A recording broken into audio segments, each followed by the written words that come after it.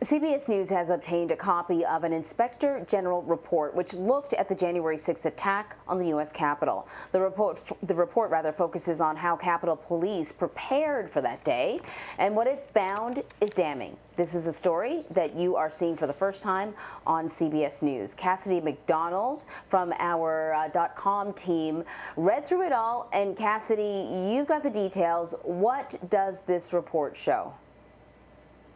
Well, this Inspector General report, which is dated March 1st, is the first federal audit of the events of January 6th. And what it found is that Capitol Police failed to act on intelligence that suggested protesters could be armed and could target the U.S. Capitol. It also says that Capitol Police failed to disseminate intelligence that it had from as early as December 30th that suggested protesters may be inclined to become violent.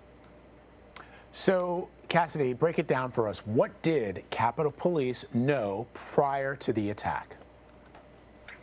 Well, the Inspector General says that Capitol Police had information, but it failed to disseminate that information. So on January 5th, a Capitol Police officer who was embedded within the FBI sent over an intelligence assessment that laid out some of the risks that police could face on January 6th.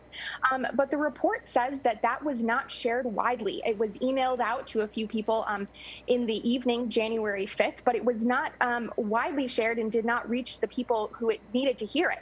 And the Inspector General also quotes from an intelligence briefing that was shared widely. It lists an event that was expected to occur on January 6th, the Million MAGA March, but it says that the possibility of acts of civil disobedience at that event, it rates them as improbable. So the report shows that within the department there was conflicting information and not a consensus about the risks that police faced on January 6th.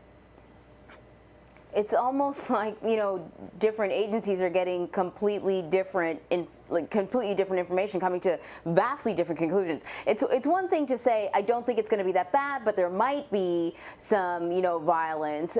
But it's another thing to say it's improbable that there will be anything. Why the discrepancy in intelligence? That is the big million-dollar question. The report continues to point to issues of communication. The Inspector General gives Capitol Police 8 recommendations, and among those, they recommend that Capitol Police are better trained about how to deal with intelligence information that they receive, and also how they disseminate intelligence briefings. They recommend that intelligence documents are reviewed by a supervisor, and perhaps that would better lead the Capitol Police to share information in a way that there is a consensus among all of the groups involved. So how did Capitol Police prepare for the attack?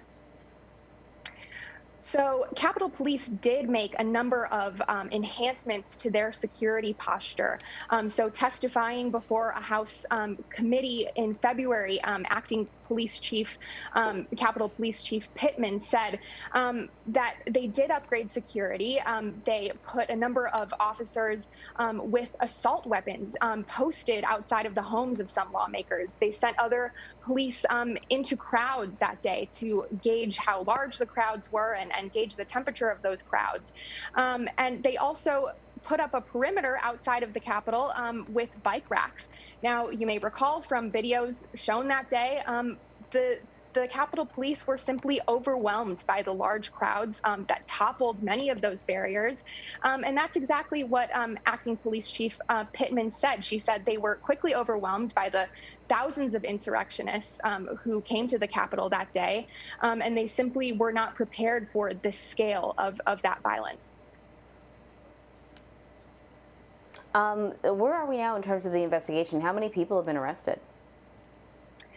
So Michael Sherwin, who was the federal prosecutor who had been leading that investigation, he told 60 Minutes recently that they were up to more than 400 defendants. Now, not all of those cases have been unsealed. We here at CBS have reviewed nearly 350 of those cases, and we will continue to track the many arrests that have come out of that event. All right, Cassidy McDonald, breaking news for us here at CBS News. Cassidy, thank you for your hard work. You, along with the investigative unit, thank you very, very much. We appreciate it. Thank you. And you can read Cassidy's full reporting right now on cbsnews.com.